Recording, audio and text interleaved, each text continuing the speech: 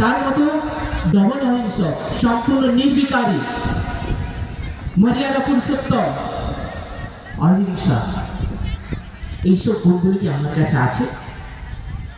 তো সেই গুণ কার কিভাবে আপনি ধারণ করবেন বুঝুন। তাহলে যার কাছে এই সময় গুণ আছে তার কাছ থেকে না আমরা পাবো। এবার সারা বিশ্ব সংসারের দিকে দেখুন, আপনি সারা দেখুন কার কাছে এই সময় গুণ আছে, শ্রেষ্ঠ গুণ। তার জন্য আমরা ভগবানের কাছে আরেকটা প্রার্থনা করি, ভগবান আমি নির্গুণ, আমার কাছে কোনো গুণ নেই, আমি নীচ, আমি পাপী বলে প্রার্থনা করি না? তাহলে আমরা আমাদের শ্রেষ্ঠত্বকে কোথায় নিয়ে যাচ্ছি? ওপর দিকে উঠাচ্ছি না নিচের দিকে? নিচে নামিয়ে দিচ্ছি। কিন্তু না, এক একজন, আপনারা কি জানেন আপনারা এক একজন দেবদেবী ছিলেন? কি কেউ জানেন? আপনারা কেউ শুনেছেন যে আপনারা দেবদেবী ছিলেন? কেউ বলেছেন? শুনেননি? কি করে বুঝবেন? কারণ লক্ষ্মীনারায়ণের যারা পুজো করে, লক্ষ্মীনারায়ণ মহারাজা মহারানী ছিলেন, আমরা সবাই তো জানি। ভারতবর্ষে যারা রাজত্ব ছিল, সেই মহারাজা মহারানী লক্ষ্মী নারায়ণ। তো তাহলে তারা কার উপর রাজত্ব করতো? তার প্রজা চাই না? প্রজা চাই না? চাই না? চাই। তাহলে সেই প্রজা কোথায়? কারা সেই প্রজা? এবার নিজের উঁচু স্থিতিকে দেখুন।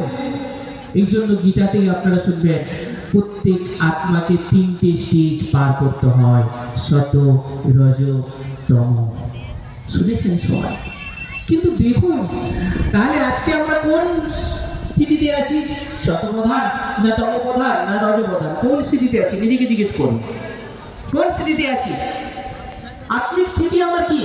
তার জন্য দেখবেন, আপনারা হয়তো শুনবেন, গীতাও পড়েছেন যখন, দেখবেন গীতাতেই অর্জুন কিন্তু যুদ্ধ করতে চায়নি প্রথমে। তাকে ভগবান কি বলছে? তোমার তার জন্য তাকে আত্মার জ্ঞান শোনানো হলো, যে তুমি শরীর নয়, সর্বধর্ম ত্যাগ। কি সেটা? দেহের সব ধর্ম ত্যাগ করে নিজেকে কি ভাববেন? আমি আত্মা, আত্মা। কারণ এই দুনিয়াতে সব থেকে কঠিন কাজ কি আমরা জানি? নিজেকে বাঁচানো, আত্মরক্ষা করা, তাই না? তো আত্মাকে যদি আমরা না জানি তাহলে আমরা তাকে রক্ষা করব কি করে? বুঝুন, তার জন্যই তাকে আত্মজ্ঞান প্রথম দেওয়া ছিল গীতা, আপনারা হয়তো সবাই জানবেন। তো তাহলে কারণ কেন আত্মাকে আমরা জানবো?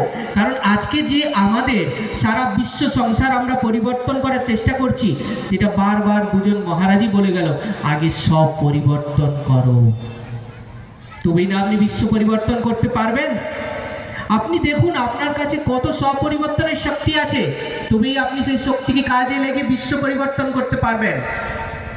তো স্বপরিবর্তন কিভাবে করবেন?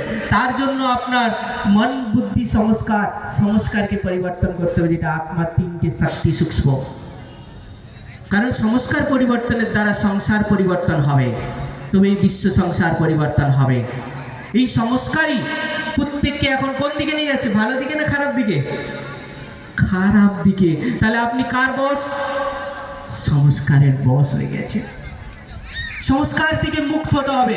তার জন্যই বললো দেহে সহিত দেহের সব ধর্মকে ত্যাগ করো। কারণ আত্মা কার বশ হয়ে গেছে? শরীরের বশ হয়ে গেছে। এই জন্য শরীরের ভানে বশীভূত হওয়ার জন্য বন্ধনে আবদ্ধ হয়ে গেছে। তো এর জন্য আত্মচিন্তন করুন, নিজেকে আত্মা ভাবুন এই দুটো ভ্রুকুটির মাঝখানে, আর পরমাত্মাকে জ্যোতিরূপে স্মরণ করুন, তবেই মুক্তি, জীবন মুক্তি পেয়ে যাবেন। আচ্ছা, এখানে যেনারা ডেকেছিলেন, যেনারা আমাদের সংস্থার তরফ থেকে কিছু শোনানোর জন্য ওনারা অভিনন্দন দিয়েছিলেন, ওর জন্য সবাইকে অনেক ঈশ্বরীয় বরদান। আপনাদের জীবন সুখ, শান্তি, আনন্দ, খুশিময় হয়ে উঠুক, এই বলে ওম শান্তি। সবাইকে ওম শান্তি।